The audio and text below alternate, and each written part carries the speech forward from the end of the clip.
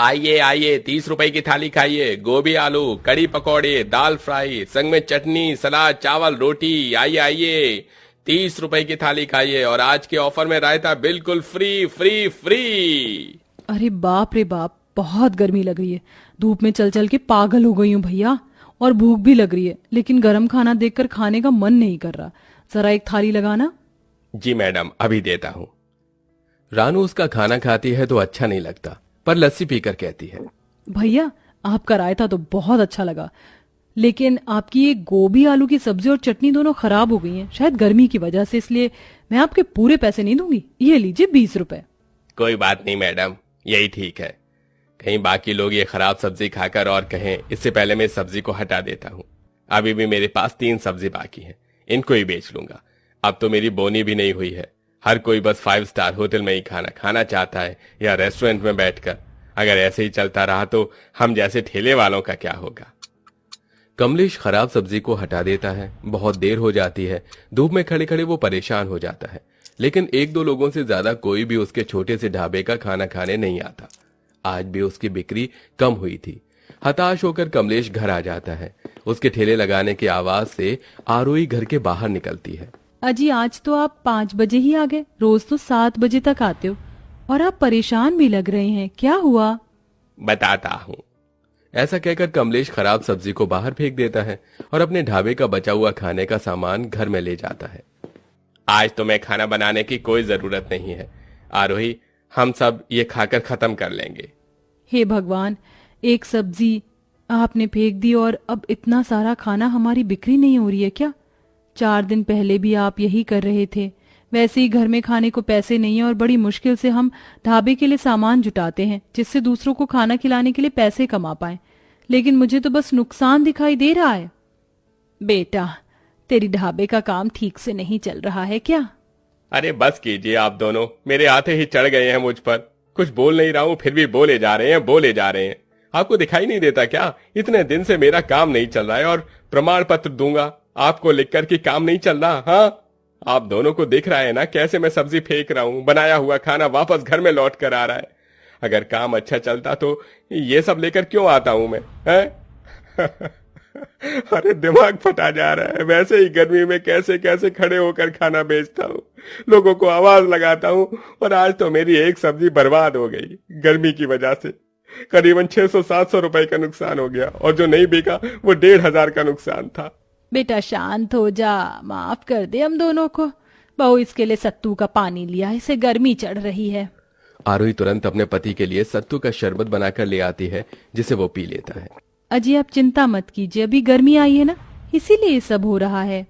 हाँ, कौन सा गर्मी कल चली जाएगी। 4-5 महीने अब ऐसे ही होगा। अब आम आदमी भी गर्मी में ठेले पर खाना खाने नहीं आता। उसे ऐसी जगह चाहिए जहां वो बैठकर सुकून से खाना खाए। इसलिए लोग 5 स्टार होटल में एसी में बैठकर खाना खाते हैं। मुझ जैसे गरीबों के ठेले पर कौन आएगा। अरे धन्य है वो लोग जिनका ठेला अभी भी चल रहा है। मैं तो खाना भी अच्छा बनाता हूँ, फिर भी मेरी किस्मत साथ नहीं दे रही है। अजी, अब हमारे पास इतने पैसे तो हैं नहीं कि ऐसा कुछ कर पाए जिससे लोग हमारे ढाबे पर खींचे चले आए। ना एसी लगा सकते हैं, तो क्या करें? बहू, ये सब बोलकर अभी उसको टेंशन मत दे। जा, उसके लिए खाना लिया। मुझे नहीं खाना, आप लोग खा लीजिए। देख बेटा, इस घर को चलाने वाला एक तू ही है। अगर तू भी अपना ख्याल नहीं रखेगा तो हम दोनों कैसे रहेंगे? चल, आज मैं तुझे खाना खिलाऊंगी। बूढ़ी माँ अपने बेटे की परेशानी समझ उसे अपने हाथ से खाना खिलाती है। जैसे तैसे खाना खाकर वो लोग सोने की कोशिश करते हैं। बड़ी मुश्किल से कमलेश को नींद आती है। अगले दिन वो फिर से कम खाना बनाकर अपना ठेला लिए निकल जाता है। हे महादेव, आज तो आप अपनी कृपा से मेरा खाना बिकवा देना, वरना मैं अपने घर को कैसे चलाऊंगा। आज तो मैं उतनी लागत भी नहीं लगा पाया। ऐसा करता हूँ, आज तिरपाल लगा देता हूँ जिससे लोग छांव में खाना खा पाए, कुछ तो पैसे आएंगे। कमलेश तिरपाल ठेले के ऊपर लगा देता है, जिससे कुछ गरीब लोग आकर खाना खा लेते हैं। तभी मोहित शिवानी के साथ आता है, जो कि उनका पुराना ग्राहक था। अरे भैया, जरा आपकी स्पेशल थाली देना जिसके साथ रायता आता है। क्या बात है, आज तो आपने तिरपाल लगा लिया। आज तो छांव में खा पाएंगे। हाँ हाँ, अच्छा आप लोग आराम से खाना खाओ इसलिए लगा दिया। मुझे नहीं खाना है ऐसे रास्ते वाले ठेले पर खड़े होकर खाना। तिरपाल लगाने से कोई 5 स्टार होटल नहीं बन जाएगा मोहित। यहाँ पर एसी थोड़ी है, रेस्टोरेंट में लेकर चलो ना। 200 रुपए ही तो खर्च होंगे तुम्हारे। मुझे यहाँ पर गर्मी लग रही है, चलो ना यहाँ से। अरे पर शिवानी, यहाँ का खाना बहुत अच्छा है, मैं बहुत समय से खा रहा हूँ। क्या हुआ अगर ऐसे खाना पड़ रहा है और इतनी गर्मी भी नहीं लग रही है? ठीक है, अगर तुम मुझे रेस्टोरेंट में खाना नहीं खिला सकते तो मैं जा रही हूँ। अरे रुको रुको शिवानी, ठीक है हम यहाँ से चलते हैं। अच्छा भैया रहने दीजिए। मोहित उसे लेकर चला जाता है। कमलेश का फिर घाटा होता है और शाम तक फिर उसकी 2 सब्जियां खराब हो जाती हैं। अरे नहीं नहीं, अब मुझसे नहीं हो पाएगा। कोई भी गर्मी में मेरे ठेले का खाना नहीं खा रहा। मेरा खाना बर्बाद हो रहा है। मुश्किल से 2 वक्त की रोटी के लिए ही खाना निकाल पा रहा हूँ। आज भी निराश होकर कमलेश घर चला जाता है। उसकी आंखों का पानी कविता और आरोही से सब कुछ कह देता है और वो ठेले को भी झांक लेती है। तभी आरोही महादेव की मूर्ति के सामने कहती है, हे भगवान, आज आप बता ही दीजिए कि मेरे परिवार ने, मैं और मेरे पति ने आपको कभी अपनी भक्ति से निराश किया हो, तो क्यों आप हमारी ऐसी कठिन परीक्षा ले रहे हैं? 1-2 हफ्ते से हमारे कितने सारे पैसे बर्बाद हो गए, अब घर में भी खाने को कुछ नहीं है। आज कमलेश जी की आंखों में पहली बार मैंने आंसू देखे हैं। क्या हमारा ढाबा कभी नहीं चल पाएगा? क्या हम गर्मी की वजह से अपने व्यापार से हाथ धो बैठेंगे? अब आपको ही कुछ करना होगा महादेव, आपको ही कुछ करना होगा, वरना मैं अपने हाथ से ये जोत नहीं हटाऊंगी। बहुत देर तक आरोही अपने हाथ में कपूर की जोत लिए रहती है। अब उसका हाथ जलने को आया था।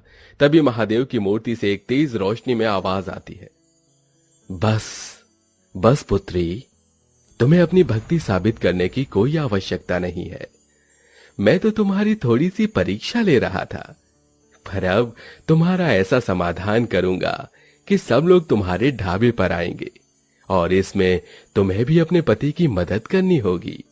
तभी महादेव के त्रिनेत्र से एक चमचमाती रोशनी उनके फ्रिज पर पड़ती है। पुत्री, अब तुम्हारे फ्रिज से ऐसी बर्फ की सिल्ली निकलेगी जो कभी पिघलेगी नहीं।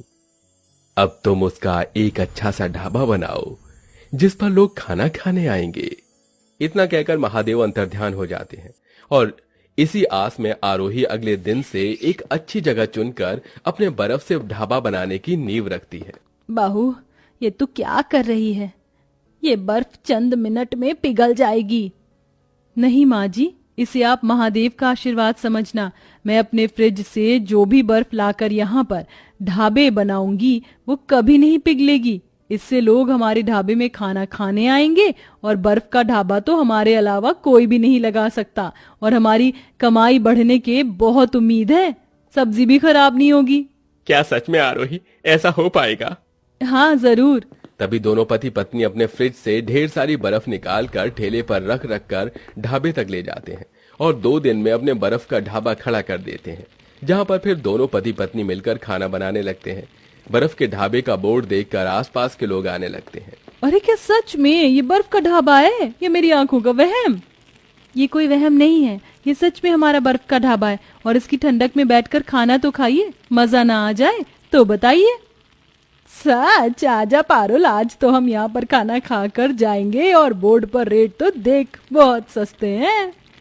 फिर दोनों बर्फ के ढाबे में बैठकर खाना खाते हैं और एक बार लेने के बाद दोबारा खाते हैं। अरे वाह, आपकी कढ़ी चावल, कढ़ी पकौड़ा, मटर पनीर, आलू की सब्जी इतनी टेस्टी लग रही कि उंगलियां चाट रही हूँ जब से। थोड़ा सा एक्स्ट्रा मिलेगा क्या? ऐसा कीजिए, आप अलग खाली दे दीजिए। मेरी दोस्त के लिए भी आपका बर्फ का ढाबा बहुत अच्छा है, एक से भी ज्यादा अच्छा लग रहा है मुझे। सच? आपका बहुत बहुत शुक्रिया। अरे बर्फ का ढाबा, यहाँ पर लिखा है कि यहाँ बहुत ठंडक है और खाना भी सस्ता है। अरे चलो, आज मेरे पैसे बच जाएंगे। आप सबको यहीं पार्टी देता हूँ। कम से कम अब मुझे रेस्टोरेंट में तो नहीं जाना पड़ेगा और ना ही आपको गर्मी में कहीं बैठना पड़ेगा। गौरव अपने जन्मदिन पर आरोही के बर्फ के ढाबे में अपने परिवार को खाना खिलाता है और सब लोग उसके खाने को खाकर बहुत खुश होते हैं। धीरे धीरे उनका ढाबा बहुत अच्छे से चल जाता है और अब सब लोग रेस्टोरेंट से ज्यादा कम बजट का खाना खाने आरोही के बर्फ के ढाबे में आते हैं, जिससे वो बहुत ज्यादा मशहूर भी हो जाती है। उसकी आर्थिक स्थिति भी बेहतर हो जाती है और अब कमलेश भी मिलकर ढाबा संभालता है।